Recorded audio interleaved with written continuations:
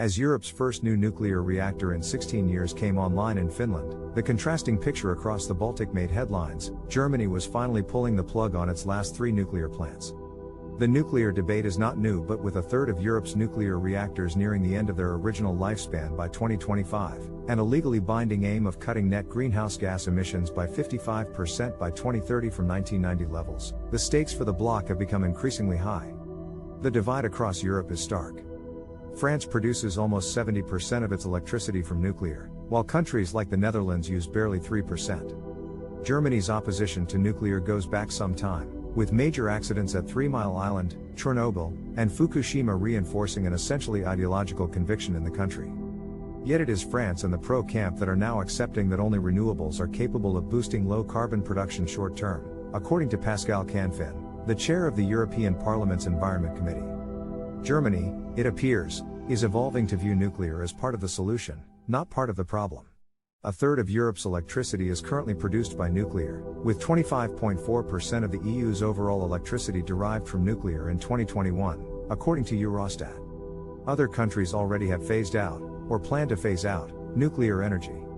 Italy shut all its plants after a referendum in 1987, while Belgium was due to close the last 2 of its 7 reactors by 2025, saying they were critical to our energy security.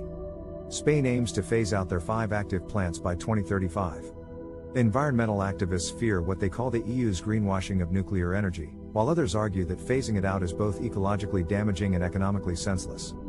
For Pascal Canfin, political posturing and ideology need to be taken out of the decision-making process, and the idea of convergence and compromise is gaining momentum. One thing is for sure, a generational shift in the European Green Movement, driven more by concerns about the climate crisis rather than opposition to nuclear, coupled with the EU's new law, has taken the discussion to a whole new level. So what does the future hold for the nuclear energy debate in the EU? France, for one, is clearly keen to increase its nuclear dependency and have at least 6 new reactors by 2035, but what will the other countries' policies dictate for nuclear's place in the bloc's energy mix? It appears that nuclear's survival depends on cooperation across the bloc, with Canfin believing there are no exclusive answers to achieving environmental goals. Across Europe, hard and potentially controversial decisions need to be taken in order for the EU to meet its legally binding targets. Whatever the outcome of the nuclear debate, it is clear that Europe is at a key juncture in history. How the region navigates this thorny issue will have an enormous impact on a range of pivotal EU projects, from reforms to the electricity market, to the Green Deal scheme supporting industry's transition to net zero. So join us as we explore the complexities of the EU's nuclear energy debate and analyze the advantages and pitfalls of each side of the argument. We'll take a look at the countries who have already implemented a phase-out and those who are looking to increase their reliance on nuclear power, as well as the consequences for Europe's future energy mix.